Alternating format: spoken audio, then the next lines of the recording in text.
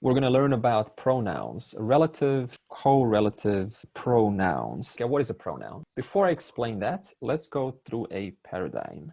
Let's go through this TUD for revision. Saha, tau, te. Him, them, them. Tam, tau, tan. With him, with them, with them. Tena, ta, pyam, taihi. For him, for them, for them. Tasmai, ta, pyam, te, pyaha. From him, from them, from them. Tasmat, ta, pyam, te, pyaha. His, their. Tasya, tayoho, te, sham. Locative. Tasmin, tayoho, te, shu. Now, fun fact. If you change this letter from saha, you just change, you put ya. See these first letters? S, t, t. All of these start with t basically, except the saha. If you put yaha or yam or yena or yasmai or yasmat, yasya or yasmin, that immediately becomes a pronoun. So now the question is, what does yaha, yam, yena, yasmai, yasmat, yasya, yasmin mean? So you can put in little red book. Yaha is who or yam is whom or and then yena is with whom. Yasmai is for whom. Yasmat is from whom. Yasya is whose. And Yasmin is on whom or in whom. So the moment you put ya, it changes the entire paradigm into a pronoun. This also applies to feminine. So if you go into sa, right? Little red book on page 34, you got sa and then te, ta, ha. It will also be ya. Instead of sa, it will be ya. Instead of taya, that means with her, it will be ya. Okay, so let's go through this whole paradigm using the ya, just to get a sense of the ya version. Okay, out loud. Yaha, yao, ye. Yam, yao, yan. Yena, ya, pyam, yaihi. Not yikes, but yaihi. Yasmai, ya, pyam, ye, pyaha. Yasmat, ya, pyam, ye, pyaha. Yasya, yayoho, ye, sham. Yasmin, yayoho, ye, shu. So keeping that in mind, let's move on.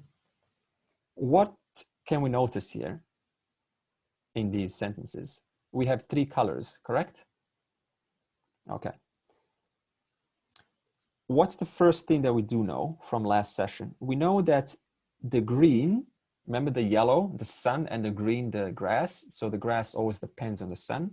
In other words, the relative is the green and the correlative, the independent, is the yellow. So what is the relative? Relative is that without which the sentence still makes sense. In other words, if you take out all of this stuff, then you can still read the sentence. You can say, I speak to the girl. The man is the sage. Rama lives in the village. So they all make sense without the relative. That's the first thing that we can recognize. The second thing that we can recognize is the pink color is what's called the antecedent. The antecedent just means the main character of the sentence. That means the character which both the correlative, the yellow, and the green are about. For example, the king sees the elephant on which I stand. So what is the antecedent? What is the main connecting character which connects the left side and the right side? It is the elephant. How about this example? What is the main connecting character here. Rama lives in the village in which Sita lives. So in other words, both sides is about the village. So again, what is the antecedent? It is the word which both sides, the left and the right, are talking about. It is the main word about which the entire sentence revolves around. But Andre, when you say the antecedent is the subject of the sentence, but in that one isn't Ram okay, good. living? So what I meant, good, Joe. So what I meant by this subject is the main topic of the sentence. That's a better way to. Okay. So yeah, good. You spotted that out. So the antecedent equals main topic of the sentence, which the correlative and the relative revolves around or is talking about. So here's the basic order: correlative, yellow, antecedent, relative. That is the basic summary of the sentence. So now the question is how to translate this into Sanskrit. Let's translate: the man who goes is the king. I want you to write this out along with me just to get a practice of it. So write the sentence: the man who goes is the king. Okay, step 1.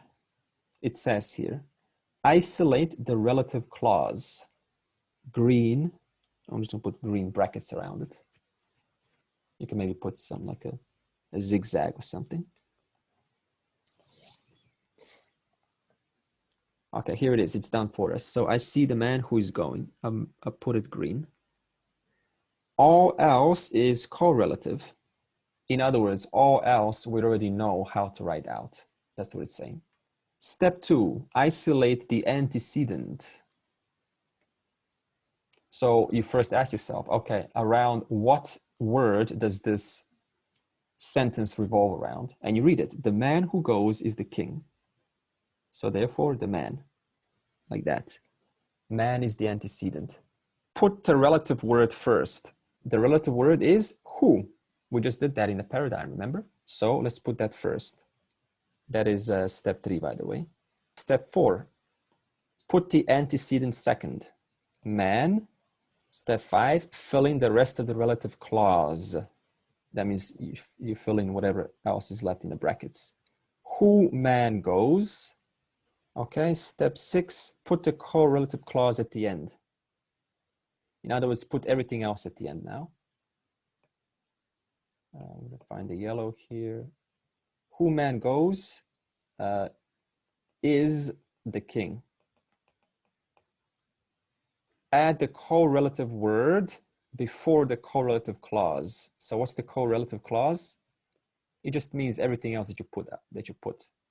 In other words, the independent part of the sentence. So put the correlative word before the correlative clause. Now let's read this. Who, now remember that who also means which, remember that? Not only who or which, or whom or which. So that's why I say put both, otherwise it's going to get confusing what it means. Who or which, like that. So whenever you put which, there's an invisible who. Whenever you put who, there's an invisible which. It's going to make it a lot easier. So read the sentence. Which man goes, he is the king. Because you're talking about the man. That's why you're adding the word he. He is the king. Why did I just add he? Remember, he is nowhere to be found in the sentence, right? But I added he because we are talking about the man. If this was patni, if this was wife, then we would talk she. Then it will be sa, but now it's going to be sa because it's he. Okay, so step 7 done. And then translate. This is the last step. Now it's easy. Yaha and then naraha. Gachati.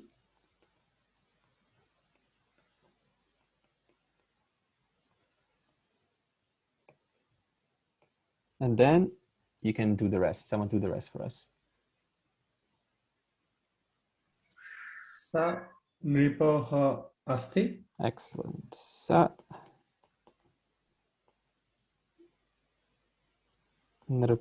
nrposti. Therefore, yaha naraha gachati sa nrposti. I speak to the girl who is going. So find the relative clause. Okay, which one? Who is going? Good. Okay, good. So let's put brackets around who is going. Okay, done. And then it says all else is relative clause. Okay, so in other words, whatever is left is relative, is correlative clause. Okay. Step 2. Find the antecedent. Which one is that? The girl. Okay, let's put. Okay, next. Okay, and then put the relative word first. So who? Okay, let's put who first. Yeah. So it should be Remember what I said about who? There's also a which there to just to make who it. or which. Yep. Okay, step 4. Step 4, and then we'll put the girl. So who? Yep. Girl. Or is- which girl? See, it makes more sense now. Which girl? Sorry, who or which girl Yeah. is going? Good. Yes. And then we'll put the rest in. Excellent. And then we just basically copy paste everything else. I speak to, and then it says step 7. Add the correlative word. Before the correlative clause, because if I just say which girl is going, I speak to, it doesn't make sense. Yeah, okay. So then the correlative of who?